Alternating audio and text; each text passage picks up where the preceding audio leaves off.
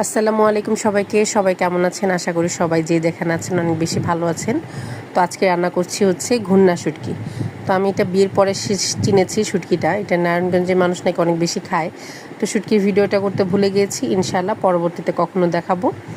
তো বেশি করে পেঁয়াজ আর রসুন ভালো করে ভেজে নিচ্ছি। এটাতে অল্প পরিমাণে আদা, রসুন, জিরা, ধনিয়া, বেসিক্যালি যেই মশলাগুলো লাগে সেম মশলাগুলো সব কিছু দিয়ে দিলাম। এই হচ্ছে শুটকিটাকে ভালো করে পুড়িয়ে তারপর আঁশ উঠিয়ে ভালো করে জাল করে সিদ্ধ করে টাইপের ধুয়ে নিয়েছি। এই তো ভালো করে ধুয়ে এখন তরকারির মধ্যে ভালো করে কষিয়ে নিচ্ছি পেঁয়াজ রসুনের মাধ্যমে।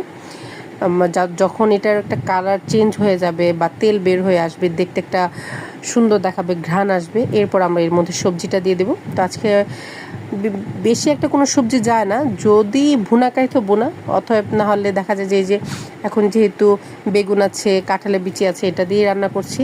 তো দেখেন কেমন হয়, জানাবেন, ভালো থাকবে।